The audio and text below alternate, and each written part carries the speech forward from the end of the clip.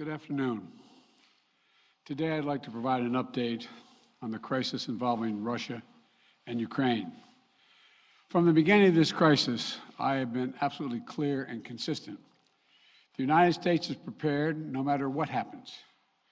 We are ready with diplomacy to be engaged in diplomacy with Russia and our allies and partners to improve stability and security in Europe as a whole.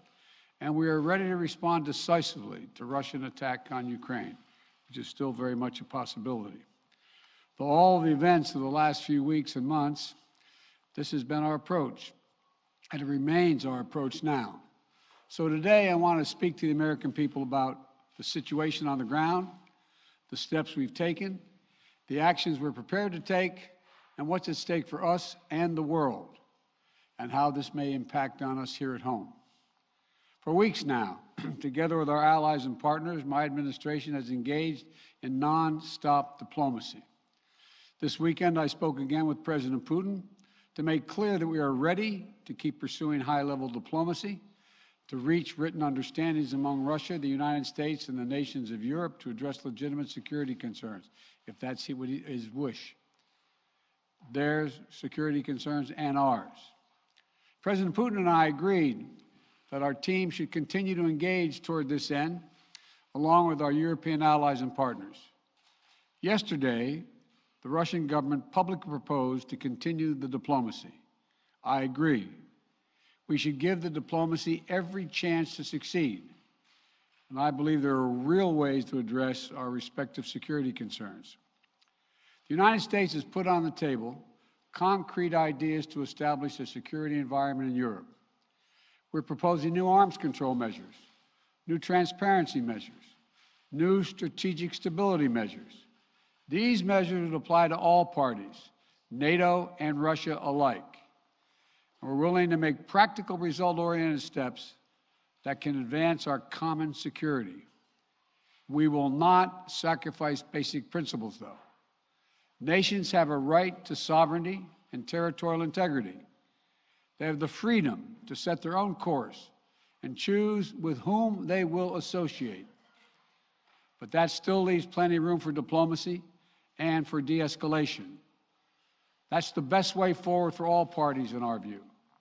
We'll continue our diplomatic efforts in close consultation with our allies and our partners. As long as there is hope of diplomatic resolution that prevents the use of force and avoids incredible human suffering that would follow, we will pursue it. The Russian defense minister reported today that some military units are leaving their positions near Ukraine. That would be good, but we have not yet verified that. We have not yet verified the Russian military units are returning to their home bases. Indeed, our analysts indicate that they remain very much in a threatening position.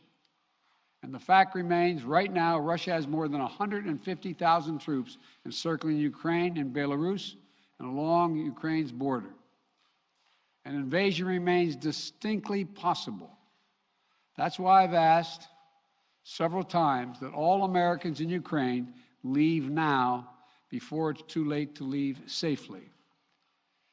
It is why we have temporarily relocated our embassy from Kyiv to Lviv in western Ukraine, approaching the Polish border. And we've been transparent with the American people and with the world about Russia's plans and the seriousness of the situation so that everyone can see for themselves what is happening. We've shared what we know and what we're doing about it. Let me be equally clear about what we are not doing.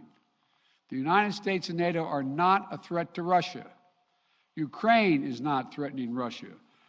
Neither the U.S. nor NATO have missiles in Ukraine. We do not have plans to put them there as well. We're not targeting the people of Russia.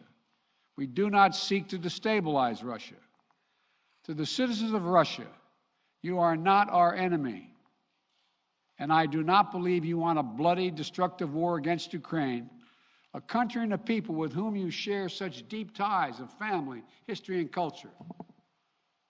77 years ago, our people fought and sacrificed side by side to end the worst war in history. World War II was a war of necessity. But if Russia attacks Ukraine, it would be a war of choice or a war without cause or reason. I say these things not to provoke, but to speak the truth, because the truth matters. Accountability matters. If Russia does invade in the days and weeks ahead, the human cost for Ukraine will be immense. And the strategic cost for Russia will also be immense. If Russia attacks Ukraine, it will be met with overwhelming international condemnation.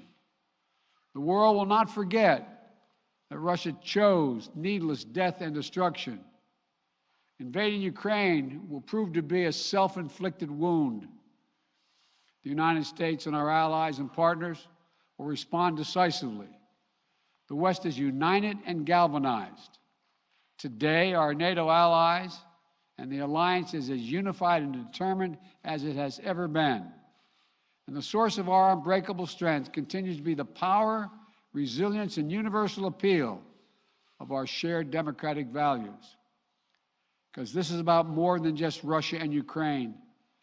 It's about standing for what we believe in, for the future we want for our world, for liberty, the right of countless countries to choose their own destiny, and the right of people to determine their own futures, for the principle that a country can't change its neighbors' borders by force. That's our vision. And toward that end, I'm confident that vision, that freedom, will prevail. If Russia proceeds, we will rally the world to oppose its aggression. The United States and our allies and partners around the world are ready to impose powerful sanctions on export controls, including actions that we did not pursue when Russia invaded Crimea in eastern Ukraine in 2014. We will put intense pressure on their largest and most significant financial institutions and key industries. These measures are ready to go as soon and if Russia moves. We'll impose long-term consequences that will undermine Russia's ability to compete economically and strategically. And when it comes to Nord Stream 2, the pipeline that would bring natural gas from Russia to Germany, if Russia further invades Ukraine, it will not happen. While I will not send American servicemen to fight in Ukraine, we have supplied the Ukrainian military with equipment to help them defend themselves. We provided training and advice and intelligence for the same purpose. And make no mistake, the United States will defend every inch of NATO territory with the full force of American power. An attack against one NATO country is an attack against all of us. And the United States' commitment to Article 5 is sacrosanct. Already, in response to Russia's buildup of troops, I've sent additional U.S. forces to bolster NATO's eastern flank. Several of our allies have also announced they'll add forces and capabilities to ensure deterrence and defense along NATO's eastern flank. We will also continue to conduct military exercises with our allies and partners to enhance defensive readiness.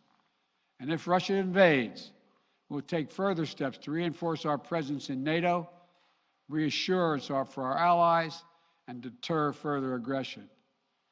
To be clear, if Russia decides to invade, that would also have consequences here at home. But the American people understand that defending democracy and liberty is never without cost.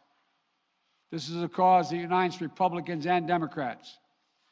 And I want to thank the leaders and members of Congress of both parties who've forcefully spoken out in defense of our most basic, most bipartisan, most American principles. I will not pretend this will be painless. There could be impact on our energy prices. So we are taking active steps to alleviate the pressure on our own energy markets and offset raising prices. We're coordinating with major energy consumers and producers. We're prepared to deploy all the tools and authority at our disposal to provide relief at the gas pump. And I'll work with Congress on additional measures to help protect consumers and address the impact of prices at the pump. We are not seeking direct confrontation with Russia, though I've been clear that if Russia targets Americans in Ukraine, we will respond forcefully. And if Russia attacks the United States or our allies through asymmetric means, like disruptive cyber attacks against our companies or critical infrastructure, we are prepared to respond. But we're moving in lockstep with our NATO allies and partners to deepen our collective defense against threats in cyberspace. Two paths are still open. For the sake of historic responsibility, Russia and the United States share for global stability, for the sake of our common future, to choose diplomacy. But let there be no doubt. If Russia commits this breach by invading Ukraine, responsible nations around the world will not hesitate to respond. We do not stand for freedom where it is at risk today. Will surely pay a steeper price tomorrow. Thank you. I'll keep you informed. Mr. President, whether or not they are de-escalating. Ukraine as a precursor to a Russian invasion? Are they behind the cyber attack, Mr. President?